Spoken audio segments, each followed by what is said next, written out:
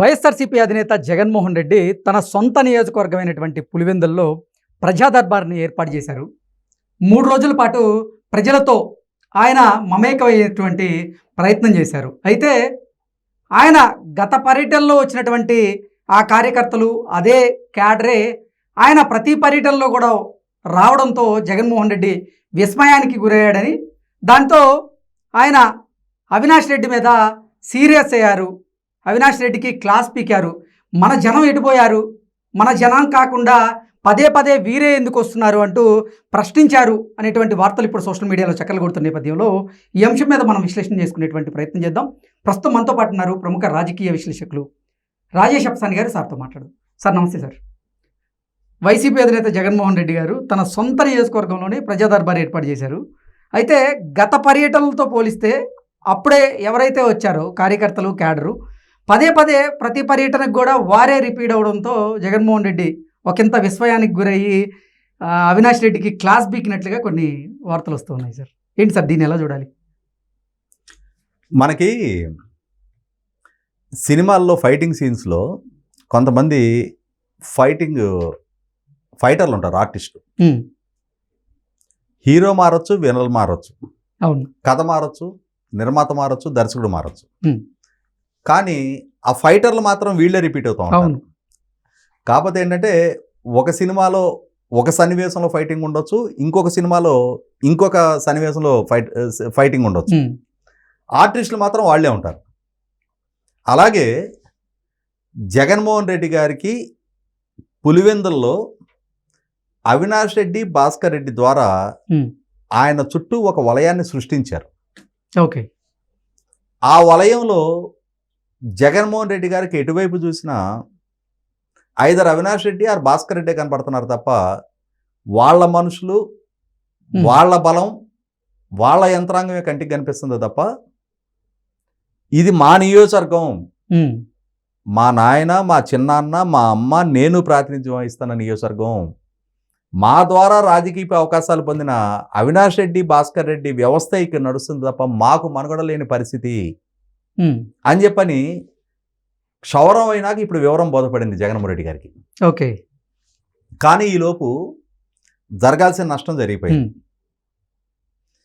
ఏ పరిస్థితులు పరిణామాలని ముందుగానే ఊహించి వివేకానంద రెడ్డి గారు అవినాష్ రెడ్డికి అభ్యర్థిత్వం ఇవ్వవద్దు, ఇది మన కుటుంబ స్థానం, ఇక్కడ మన కుటుంబం నుంచి ఎవరైనా ప్రాతినిధ్యం వహించాలి, శర్మల గారు, విజయమ్మ గారు ఎవరైనా ఇక్కడి నుంచి 2019 పార్లమెంట్ ఎన్నికల్లో పోటీ చేయాలి తప్ప అవినాష్ రెడ్డికి ఆస్కారం కలిపేవద్దు అని చెప్పని జగన్మోహన్ రెడ్డి గారి దగ్గర పట్టడానికి ఆయన నిర్ణయించుకున్న పర్యవసానం అంతిమంగా ఏం జరిగిందో చూసాం. ఆయన ఇంట్లోనే అదే వివేకానంద రెడ్డి గారు దారుణంగా గొడ్డలితో నరకబడి చంపబడ్డారు. డాక్టర్ వివేకానంద రెడ్డి గారి కుమార్తె డాక్టర్ సునీత గారు తన చిన్నాన్న కుమార్తె జగన్మోహన్ రెడ్డి గారితో విభేదించి దూరం జరిగింది.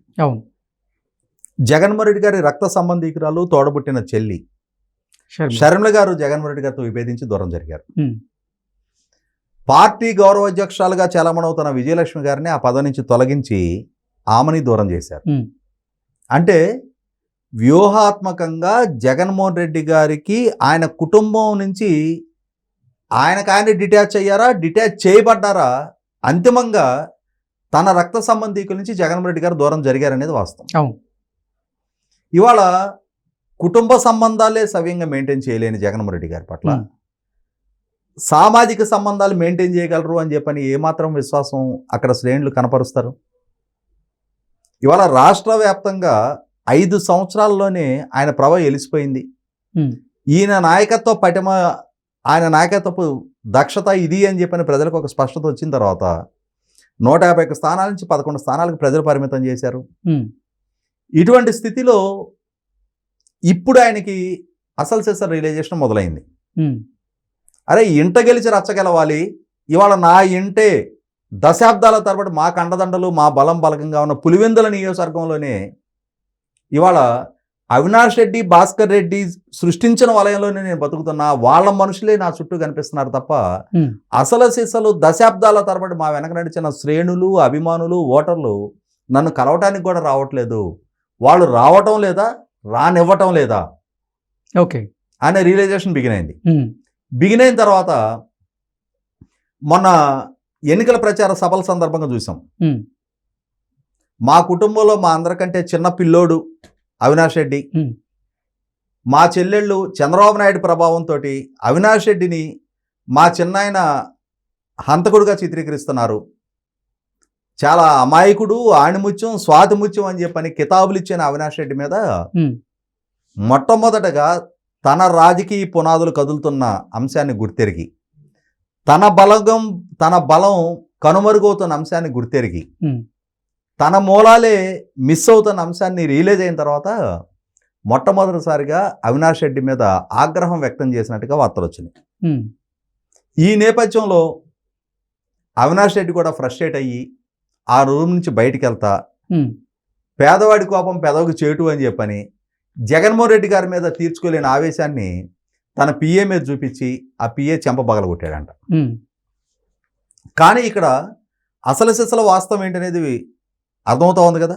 ఉమ్, జగన్మోహన్ రెడ్డి గారిని, ఆయన బలాన్ని ఆయన స్థానంలోనే నిర్వీర్యం చేయటం ద్వారా ఆయన ఇంట గెలవలేడు, రేపు రచ్చేం గెలుస్తాడు, రాష్ట్రానికి నాయకత్వం అందిస్తాడు అని చెప్పని ఒక సందేశాన్ని ఆయన రక్త సంబంధీకులు, చిన్న పిల్లోడు అని చెప్పని ఎవరినైతే శ్లాఘించాడో, సమర్థించాడో, ఉమ్, అతని తప్పుల్ని కాపాడే ప్రయత్నం చేశాడో, అతని ద్వారానే జగన్మోహన్ రెడ్డి గారి నాయకత్వానికి కిందకి నీళ్లు రావటం మొదలైంది. ఉమ్, ఇప్పుడు నిన్నటి వరకు నా చెల్లెళ్ళేం ఆరోపణ చేశారు, నా తల్లి ఎందుకు దూరం జరిగింది, ఉమ్, రాష్ట్రం ఎందుకు నన్ను ఓడించింది అనేది దీని ద్వారా అయినా సరే రియలైజ్ అయితే, వాస్తవాన్ని గుర్తెరిగితే తనకి ఒక గౌరవప్రదమైన రాజకీయ భవిష్యత్తు ఉండటానికి ఆస్కారం ఉంటుంది. ఉమ్, లేదు, ఇప్పటికీ కూడా నా పర్సెప్షన్ ఇదే, నా ఆలోచన విధానం ఇదే, నా రాజకీయ పందా ఇదే అని చెప్పనే విధానంతో నడుస్తాడా? ఖచ్చితంగా ఈ గతంలో రచ్చా ఓడిపోయాడు, ఇప్పుడు ఇంట మూలాలు కోల్పోతా ఉన్నాడు, శాశ్వతంగా రాజకీయంగా కూడా కనుమరుగాటం ఖాయం. Okay. Okay sir, thank you so much.